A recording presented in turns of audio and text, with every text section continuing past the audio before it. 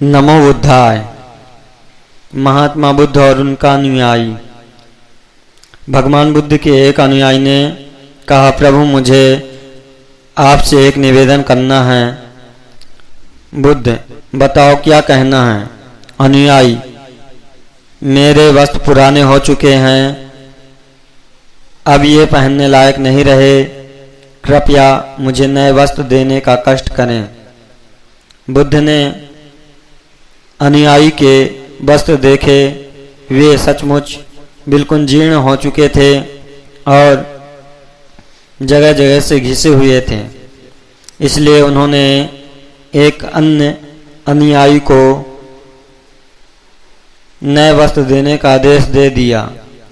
कुछ दिनों बाद बुद्ध अनुयायी के घर पहुँचे। बुद्ध, क्या तुम अपने नए वस्त्रों में आराम से हो? तुम्हें और कुछ तो नहीं चाहिए? अनुयायी, धन्यवाद प्रभु, मैं इन वस्त्रों में बिल्कुल आराम से हूँ और मुझे कुछ नहीं चाहिए। बुद्ध, अब जबकि तुम्हारे पास नए वस्त्र हैं तो तुमने पुराने वस्त्रों का क्या किया? अनुयायी, मैं अब उसे ओढ़ने के लिए प्रयोग कर रहा हूँ। बुद्ध, तो तुमने अपनी पुरानी ओढ़नी का क्या किया?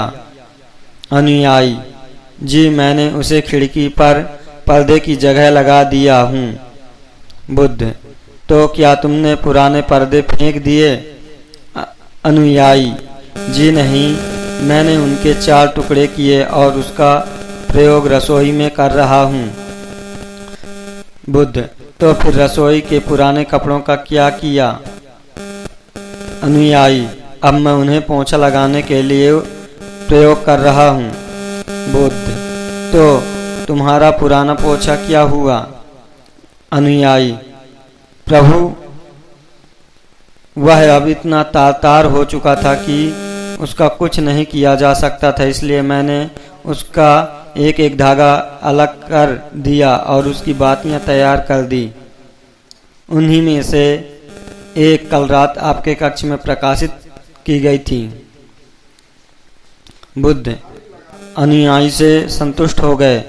वे प्रसन्न थे कि उनका शिष्य वस्तुओं को बर्बाद नहीं करता और उसमें समझ है कि उनका उपयोग किस तरह से किया जा सकता है। नमो बुद्धाय।